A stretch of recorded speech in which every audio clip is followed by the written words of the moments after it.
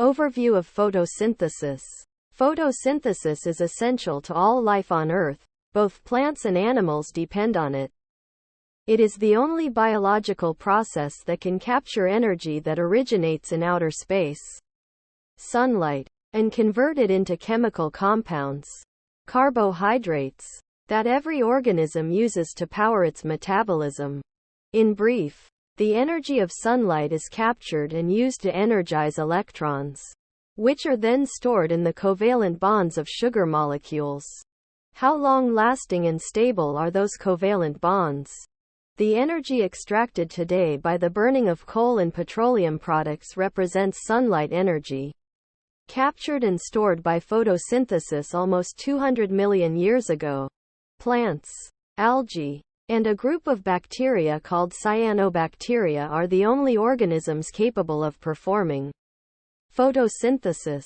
Figure 1. Because they use light to manufacture their own food, they are called photoautotrophs. Literally, self-feeders using light. Other organisms, such as animals, fungi, and most other bacteria, are termed heterotrophs, other feeders, because they must rely on the sugars produced by photosynthetic organisms for their energy needs. A third very interesting group of bacteria synthesize sugars, not by using sunlight's energy, but by extracting energy from inorganic chemical compounds. Hence, they are referred to as chemoautotrophs.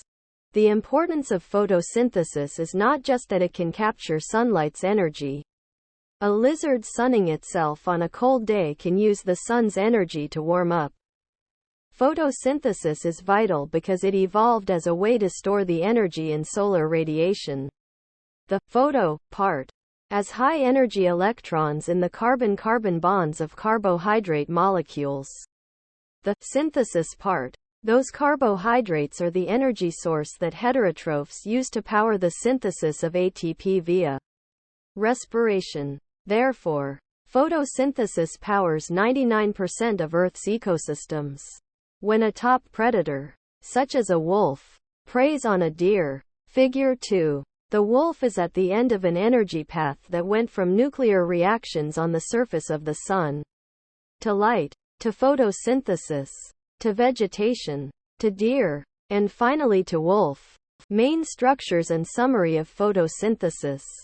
Photosynthesis is a multi-step process that requires sunlight, carbon dioxide, which is low in energy, and water as substrates.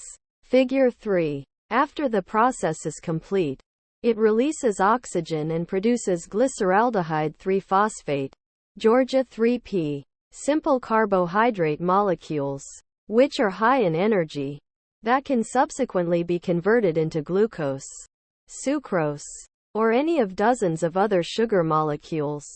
These sugar molecules contain energy and the energized carbon that all living things need to survive.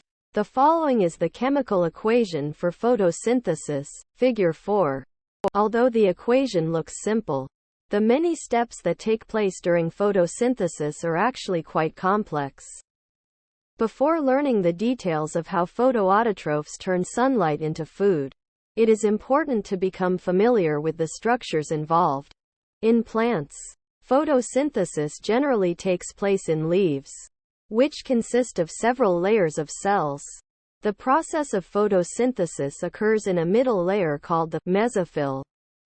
The gas exchange of carbon dioxide and oxygen occurs through small, regulated openings called stomata, singular, stoma, which also play roles in the regulation of gas exchange and water balance.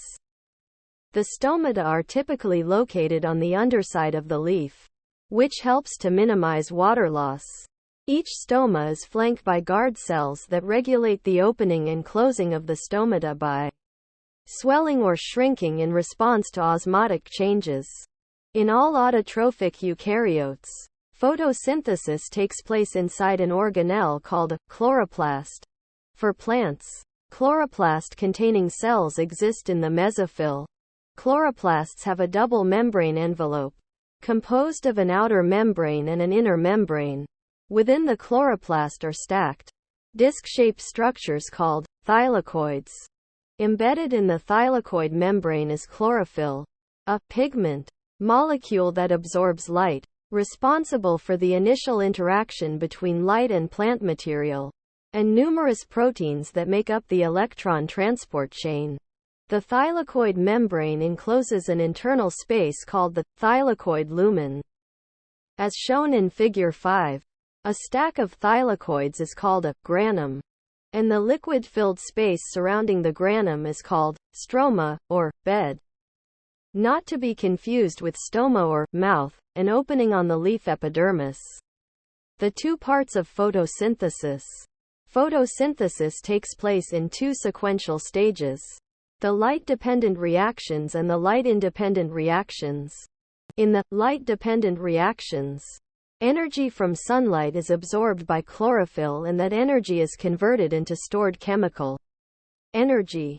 In the light-independent reactions, the chemical energy harvested during the light-dependent reactions drive the assembly of sugar molecules from carbon dioxide.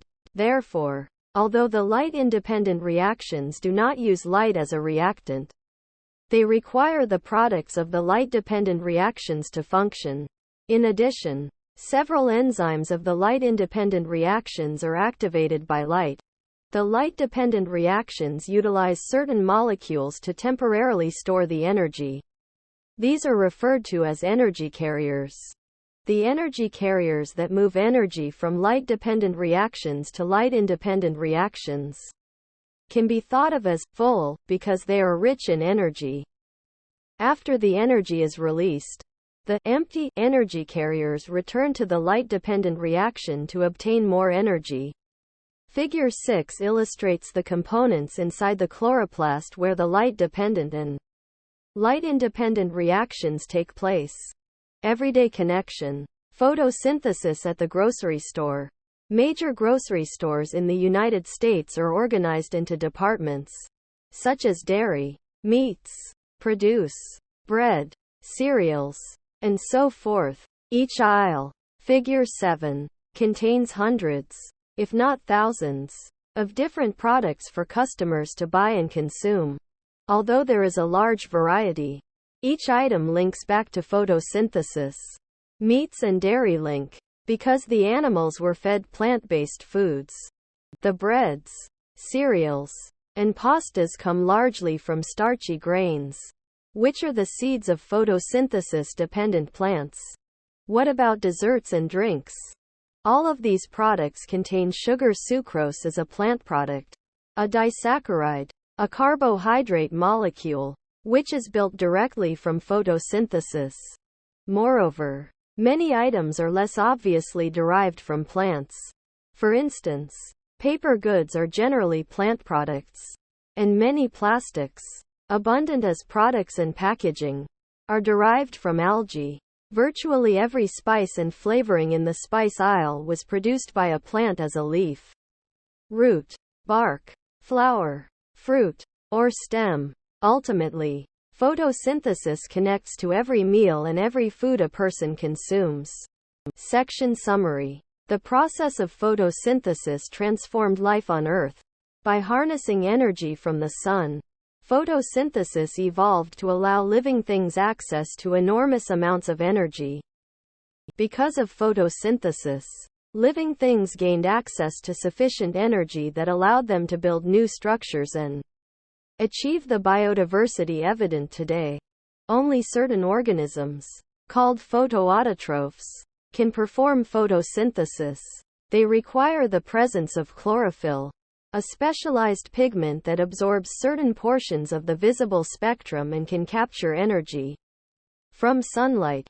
Photosynthesis uses carbon dioxide and water to assemble carbohydrate molecules and release oxygen as a waste product into the atmosphere.